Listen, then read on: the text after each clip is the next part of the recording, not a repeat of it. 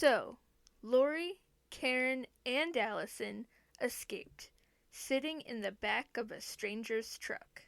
Fire truck sirens flood the silence, screaming by as Lori screams back, "Let it burn!"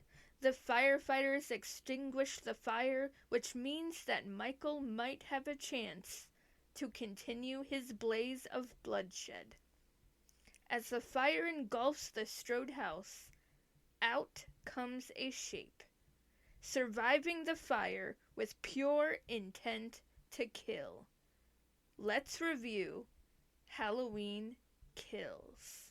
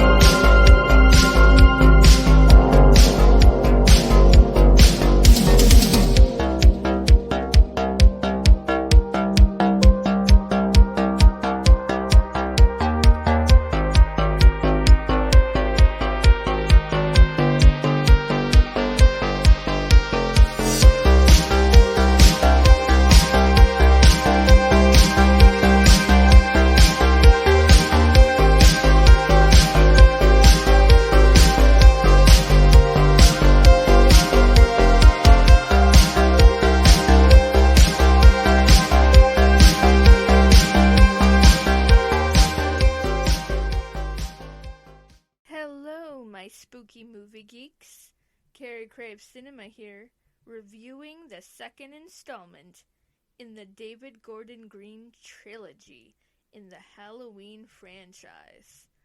A continuation from 18, but also painting the picture back from 78, with amazing flashbacks, I might add, showing us Hawkins and his first encounter with Michael Myers.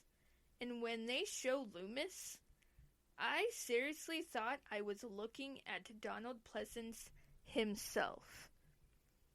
It was insane. Those prosthetics were incredible, and the voice was pretty damn spot on. We are then introduced to Tommy Doyle at the bar, Anthony Michael Hall.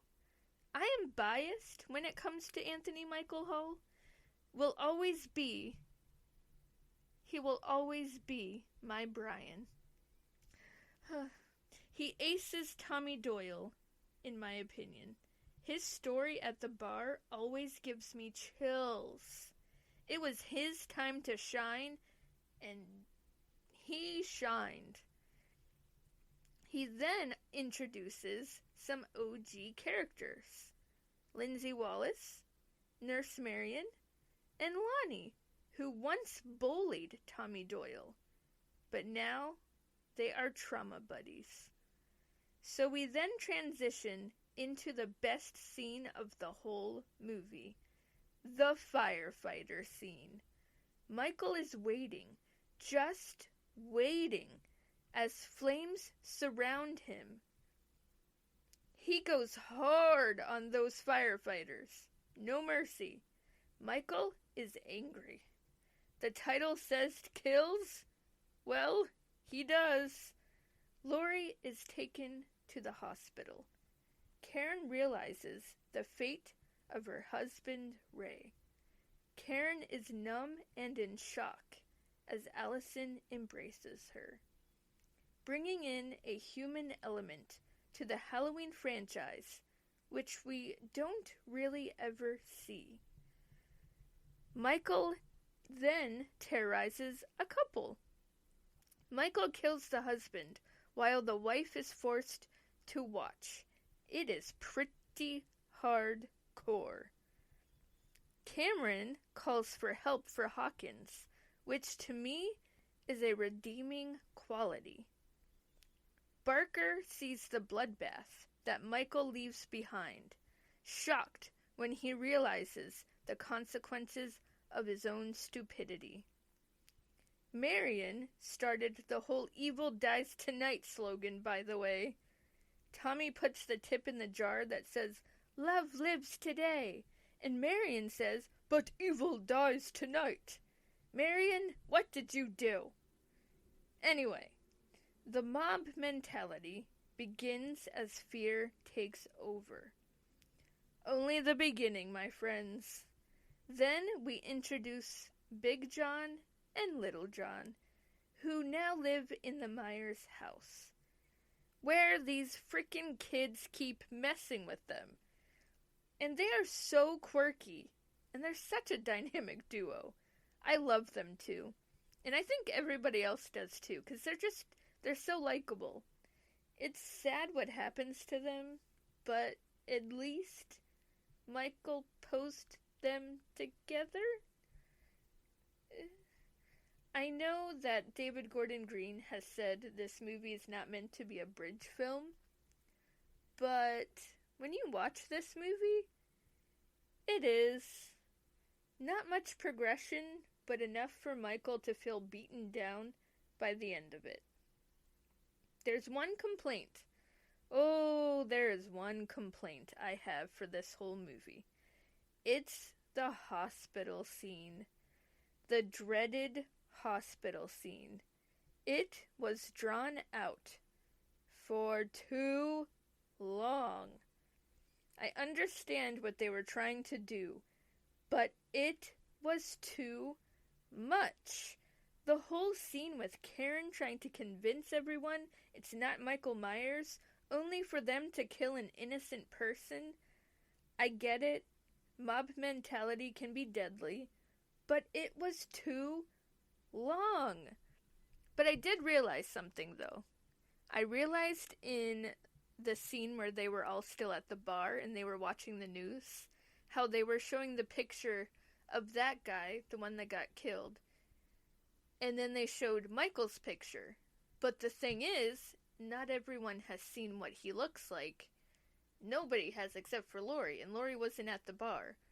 So I'm thinking because they showed two pictures, they automatically saw his face, the guy, the innocent guy. They saw his face and they automatically thought that it was Michael, because they knew that Michael was on the loose. That's my theory. That's why I think that they went after him, because they assumed that it was Michael because of the picture that was shown in the news. Anyway, that was my little side tangent. Michael kills Lonnie off screen, and Cameron, oh, poor Cameron. He gets a brutal death. I feel for him. Michael does not hold back on Cameron. It's almost as if he gets off on Allison pleading with him to stop. It's very cold-blooded. Oh, man. We also lose beloved Tommy Doyle. Does he always make the best choices? No. He sure did go down swinging, though. Also, I love how the pitchfork comes back into play in homage to Halloween 5. Karen uses it to stab Michael. Payback for killing Sammy, Michael! But unfortunately, Michael gets payback on Karen as well, taking her as the movie ends. So here we are. We have arrived to the end. The end. Halloween Ends will be my next review. So much to say, and I am telling you, as I was writing it, there's so much to say. So much to unpack and analyze. Hope you enjoyed my review for Halloween Kills. Stay tuned for Halloween Ends, the last of this series, the last of the countdown. The countdown has come to an end. This is Carey Craves Cinema. Stay spooky for movies, my friends.